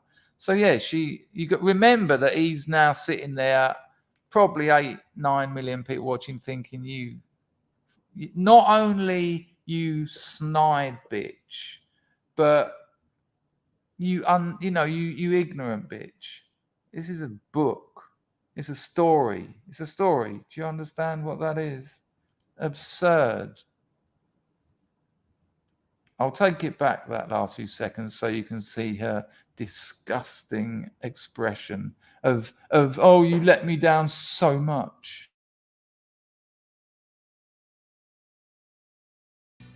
I don't know what is true, and I don't know what isn't. So first of all, I wanted to start with the smoking gun report, titled "The Man Who Conned Oprah," and I want to know where they write. I think most of what they wrote was pretty accurate. Absolutely. I think this made the West. Absolutely not what she wanted to hear. So she's referring to the reports in like the New York Times and that. Oh, it turns out that he did have anesthetic when he went to the dentist. Oh, it turns out that girl Izzy that he said he met at that rehab, she didn't hang herself. Oh, it turns out that in a book that's about fucking 180,000 words, there's a couple of paragraphs where he's changed reality to tell a story. And she wanted them to sort of go, well, yeah, no, it did. And he just went, no, they're right. Yeah, they're right. They're right.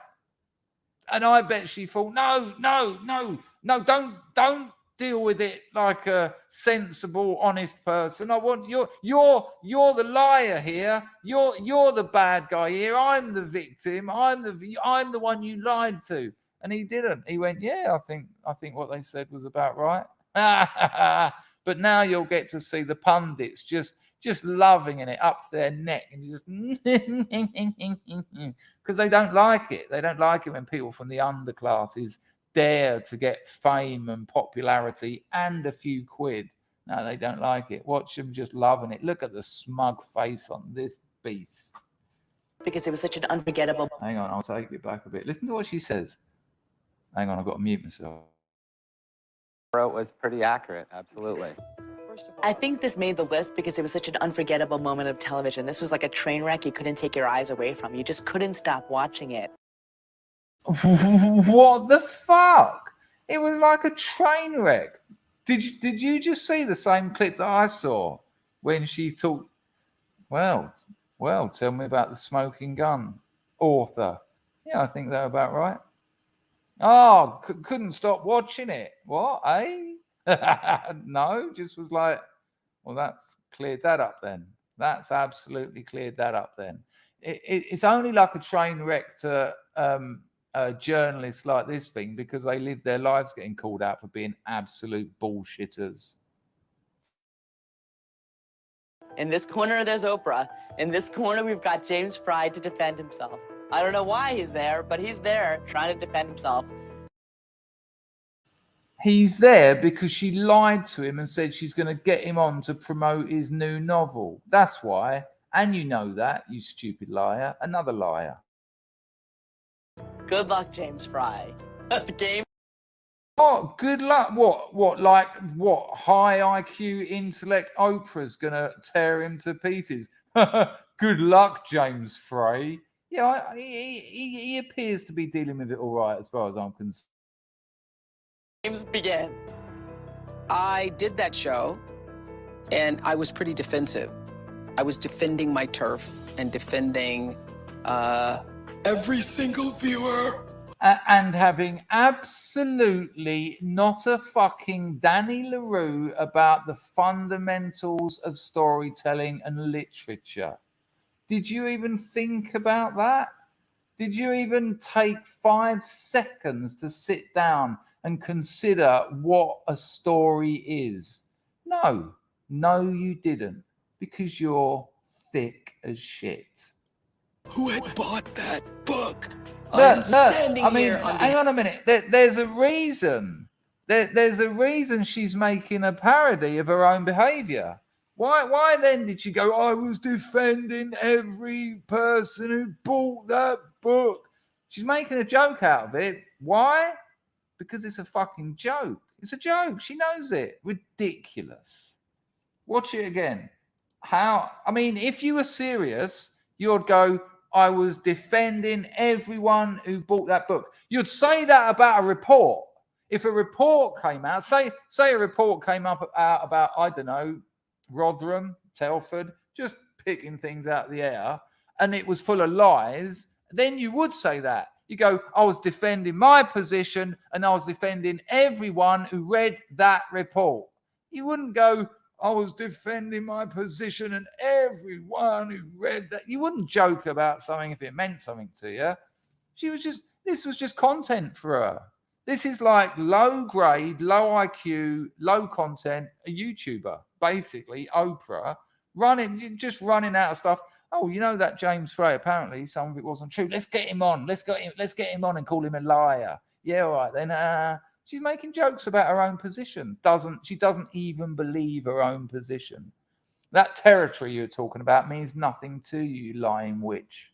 And defending every single viewer who had bought that book. I am standing here on behalf of the reader who's pissed off that it wasn't what we thought it was. Hang on, no, but they read it and loved it. They read it and loved it. New York Times bestseller for about 2 years. They read it and loved it. What's the problem here exactly? Where on that book did it say this is a 100% report on the events that happened between this date and this date? Nowhere. Our readers really remembered this as a significant moment because I don't think they'd ever seen Oprah so angry.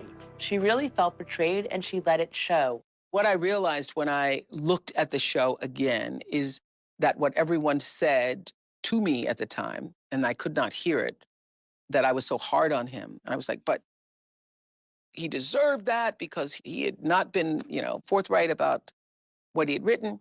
And what I realized about that is over the years, I've always tried to maintain a position of non-judgment and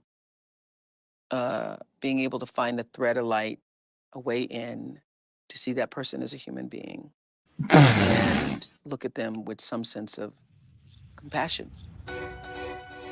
And I did not do that, James Fry. I can't imagine why.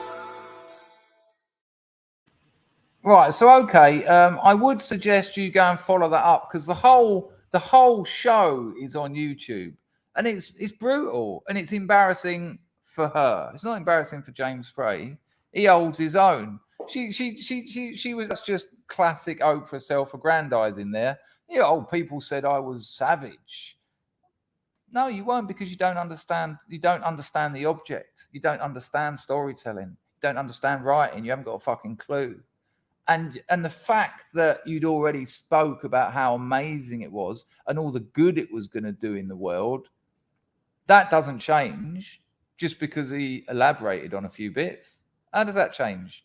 All those people that loved it all those people that bought it and bought it for friends, and you know, and all the reviews that came in that were like, it got so well reviewed. And by the way, all the literature websites that reviewed it, none of them took their reviews back because they were like, hang on a minute, it's a book, isn't it?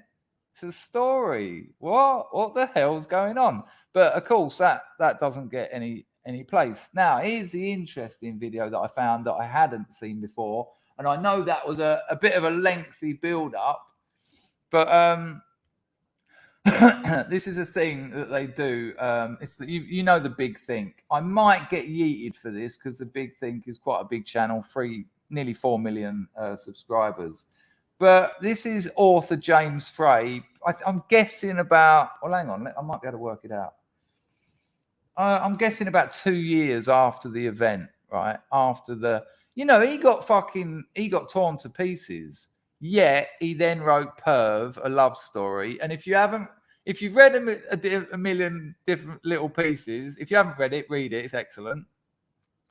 But his second novel, Perv, a love story, is fantastic. If you like my Substacks, you'll love James Frey's work. You'll love Perv, a love story.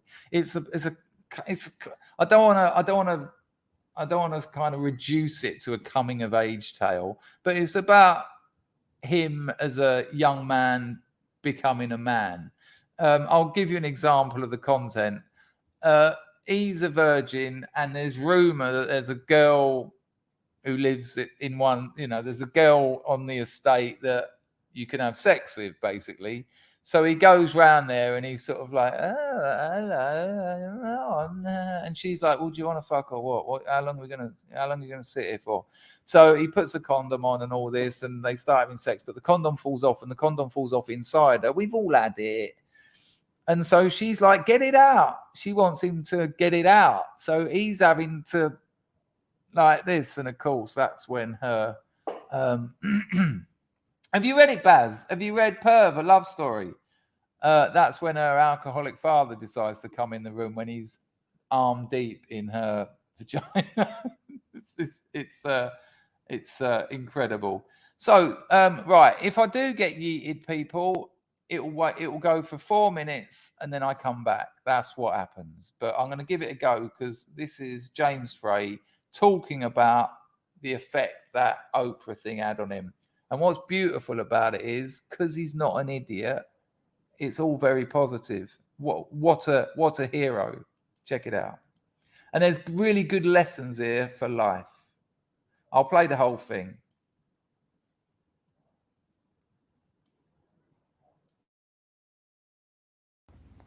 The truth will set me free. I don't care much about truth, or I don't care about the definition of truth that most people live by. I don't think truth and fact are the same thing. I think truth is an incredibly subjective, individual thing. The first time I started writing A Million Little Pieces, I'd been searching for a voice for years and years and years. And one day I sat down and I started writing that book, and I wrote the first sentence. And it felt right. It felt more right than anything I had ever written. And so I kept going. And over the course of a couple of days, I wrote probably the first 15 or 20 pages of it. And I had never worked that fast before. I was kind of stunned by it. At the end of it, I looked at those pages and I was like, I did it. This is how I've always been trying to write. This is the voice I've always been trying to find. That book coming out and the controversies related to it were obviously a big moment for me, but probably not in the ways people might think. You know, I didn't write that book as a memoir. I've never thought of it as a memoir. We didn't submit it to publishers as memoirs, even though it was published as one. When the controversy blew up and, you know, I was sort of written off by the publishing business and by the literary community, instead of being upset about it, I was kind of excited. I was like, you know, I had to work within your system. I wrote a book that wasn't what it was published as. I always knew I wasn't born to work in that system, and I won't ever do it again. You know, from that point forward, I was free. I got kicked out of a club I didn't want to be a part of, and it was awesome. since then, I've literally done what I want. I call it what I want. I don't say I write fact or fiction. I don't write novels or memoirs or, you know, narrative nonfiction. I just write books. I tell stories. The expectations and rules and conventions of the literary community or the publishing community or society in general mean absolutely nothing to me. What means something to me is telling a story in the way I think is the right way to do it. And if I need to use factual elements or fictional elements or things that live in the gray area between, if I have to use grammar of my own invention, if I have to lay the pages out, even at this point in my career, I publish my books how I want. You know, I don't publish through conventional publishers anymore. I publish through an art gallery. I publish my books online myself. The Million Little Pieces controversy really freed me to be as radical as I want, to break every rule I want, and to not have to care what other people thought. It was great. Excellent, excellent, excellent. What an absolute hero. And look, that doesn't make him a big brain. That's obvious. And it just shows you that the sort of general low IQ kind of consumer public you've got out there where that was even a controversy. I can't imagine that happening in any other era. Oh, he wrote a story and it was, well, I've said it over and over again now. And yeah, he just was like, and for him to be freed from that, you know, he used traditional publishing. People is dying. Trust me. People are jumping ship from you know, all the mainstream media publications like your Telegraph, your Times, all that lot. They're jumping ship and they're on Substack. They're making more money on Substack. They haven't got a sub-editor telling them what to write about. They haven't got to be activists. Substack is blowing up like no one's business, really. Go and have a look at the metrics. Well, and Amazon Kindle desktop publishing, when you write for a publisher, a publishing house, as a new writer, first thing they say to you is, what's your Facebook followers? What's your Twitter followers? What's your Instagram followers? And if two people go in with the same quality novel, they'll take the one with all the social media followers. Then they'll expect you to do your own marketing. Well, go out there and, you know, go and do a lot of interviews, find some podcasts to go on, do all that work. And I think you're looking at about 7% at the moment. 7% of the cover price of the book you've slaved over for 5 years. That's what you're going to get. The publisher is walking away with 93% of the cover price. Let's assume it's a tenner. They're getting £9.70 per book. You're getting 30 pence. Bear in mind that that you wrote it, right? It's just ridiculous. On Amazon, if you buy a paperback, the author gets 70%. If you buy the paperback, you get 35%. I think if they buy the Kindle, you get 75% or 70%. It's incredible. So you do all your own marketing like you would anyway. And I tell you what, big, well-known authors are jumping ship from traditional publishing. I give traditional publishing 5-10 years max before all those old bastions of absolutely ripping writers off. Now they'll be gone. There's no need for them. There's absolutely no need for them. Now check out this weird little situation I've got. I've got an ex-girlfriend. She's a writer, and she's a pretty good writer. Okay. And I told her all about KDP, about Kindle Desktop Publishing, a couple of years ago, and she doesn't want to know anything. She doesn't want anything to do with it. She's doing a PhD in creative writing. I mean, I can't think of anything more disgusting than having doing a course in creative writing. You can't teach people how to write stories. You can't teach people how to be a storyteller. You just can't. You can make them better, but you can't teach them. And the reason she won't go on Kindle desktop publishing is because she wants to be a writer. She wants to say to people, oh, yeah, I'm with Random House. I've had 2 agents already ask me for my novel. They said, I'll have first dibs on your novel. And if it's anything like blah, blah, if it's anything, one of them said, if it's anything like your stand-up, we'll publish it for you. And I'm like, oh, you'll publish it for me. You'll publish it for me. No, you're all right. I'll sort that out myself if you don't mind. It's hilarious. There's such and it's such an evil place. I can't go in. I can't give you names here, but I've got another mate, and he published a book with. Oh, I should know these, but I'm not involved in that world. He published a book with a very well-known publisher. And done very well. Was reviewed in like all the right places. Sold loads of copies. And then he was at a party once, which was the publishing house's party, and the party was to celebrate a book by another writer on their in their stable, so to speak. And he said to someone at that party, he said, "I don't think much of it really." They sacked him. They took him off their books just because he dared to say to the wrong person at the party, I don't think much of it.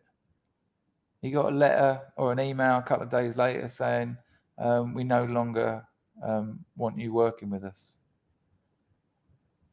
You in that industry, you've got to toe the line. I tell you what, if my novel went to a traditional publisher, I know off the top of my head, at least a third of it they'd cut out for no other reason than it's just too much for them. It's just too honest. And what kind of creative industry censors itself? What kind of creative industry doesn't want honesty, and especially with storytelling? Now, I'm distinguishing honesty from truth and fact and fiction here because that's like a Venn diagram underwater. Those circles are they're not permalinked, but and what is left there. And another, it happened to a mate of mine. He wrote a book, and they said they'll publish it, and they give him his advance. What he didn't realise when they give him his advance, and it wasn't a lot, it was about $8,000 or something. But it's nice to get $8,000. But the book that actually came out barely resembled what he wrote. They got other writers in to write stuff on it. They got editors in to rearrange things, and it's got his name on the cover. But imagine that. Imagine reading reviews saying really bad things about a book that essentially isn't yours, and you're like, shit. And then having to have that conversation every time. Yeah, I read your first novel. I thought it was a bit boring. And you're like, yeah, I didn't write it. I didn't write what? What do you mean you didn't write it? Well, I did, but don't worry about it. Every time you go out, you're going to have to deal with that. Shocking. Absolutely shocking. But I thought James Frey dealt with that very well. I thought he dealt with it very well. And fair play to him. If you do get a chance, give that Million Little Pieces a read. But I would actually say, out of the two of them, Perv, A Love Story's the better book, the better story. Right, I've nearly done 2 hours. I'm going to put the link in the stream, in the chat. If someone wants to come on for a 5-minute chat, you're more than welcome. There's the link. Good call, Little Red. Little Red says, that's modernity, unfortunately, but the good will win, I hope. Well, it has. Little Red, it's already won. Because writers who were previously with big publishing houses are going on Amazon. Writers who used to be with newspapers, journalists, are going on Substack. Substack has got almost no censorship. The CEO of Substack was on CNN. He said, We don't censor anything unless it's illegal. If the law says we can't print it or publish it, we don't publish it. Beyond that, no. And Brian Stelter said to him, yeah, but what if people are saying things that aren't true? And the CEO of SUBSTACK said, we think that people saying things that aren't true is important. And if anything, we want those people more. And Stelter was going, no. And platforms like Substack, and whatever you think of Amazon, they will publish your book. You can put it on there. It's incredible, absolutely incredible. So this has already happened. You know, the long march through the institutions was a very effective thing for the left to do. But those institutions are dying. Those institutions are losing their power. They're losing their grasp on the narrative, especially when it comes to narrative, which is like media, television, film, publishing, novels, you know, because of the internet. You know, people are making whole feature films on their fucking iPhones now. The cameras are so good. It's incredible. Absolutely incredible. Right, I'm going to make a change for the outro today. I know Alex is excellent, but I decided this before I started the stream. Give me a second. We'll put that there. We'll put that there. Okay, listen. Ah! Ruined it, and I ruined the surprise. Thanks for the 3 people that donated. Shocking grift. It's been an absolute pleasure. Thank you to Rags and Steve for looking after the place. Thank you, all you lot, for getting busy and chatting. I streamed early so that I can get my work finished and I can get on Seven Spastics. If I get a lot of Seven Spastics done, I might stream later. So keep an eye out on my Telegram. Keep an eye out in your emails, and keep an eye out wherever you might see me. Getter, I publish it on Getter. Hang on a minute. Are you joking? Is that the real Gail Davis? I'm going to ask you a question to check. I'll ask you a question that only you will know the answer to. What's Newland's first name? Newland's first name. Thank you, Little Red.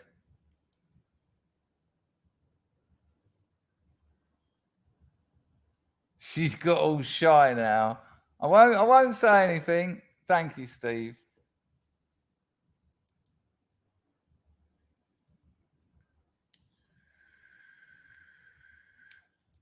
I just checked out Entropy. £7, my one says. It's all right. It balances out over a year.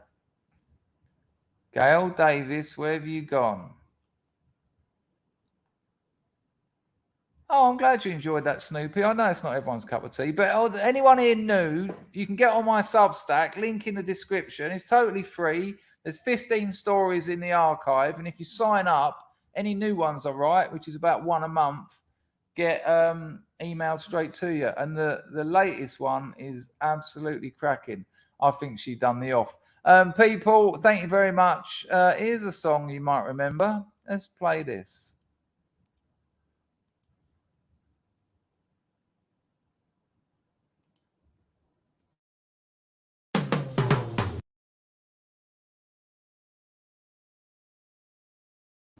I mean, can you bodge this up as much as this? Gail said bye. Yeah, I bet she did. See you later, Gail. All right, here we go.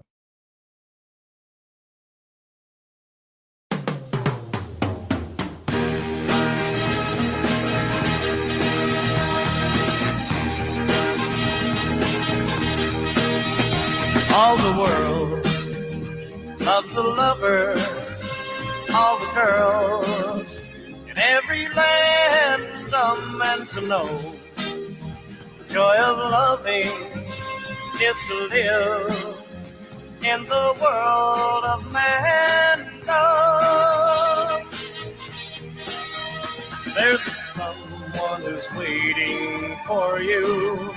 Soon the world will be yours for a time. Music starts to play, Night will turn to day. Darkness disappears when the one you love is near. You're in man done. All the world loves the lovers, all the girls in every land are meant to know. Joy of loving is to live in the world of mankind. There's a place that is waiting for you, a world where the best in life is free, where time is always spring, happiness is king. The dreams you dream come true when the one you love loves you. You're in man.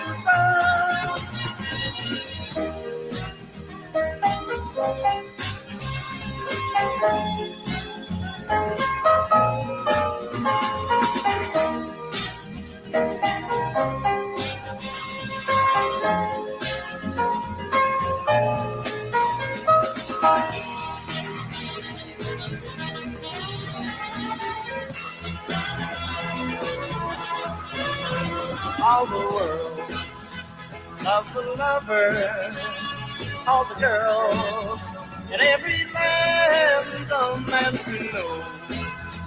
Joy of loving is to live in the world of mankind.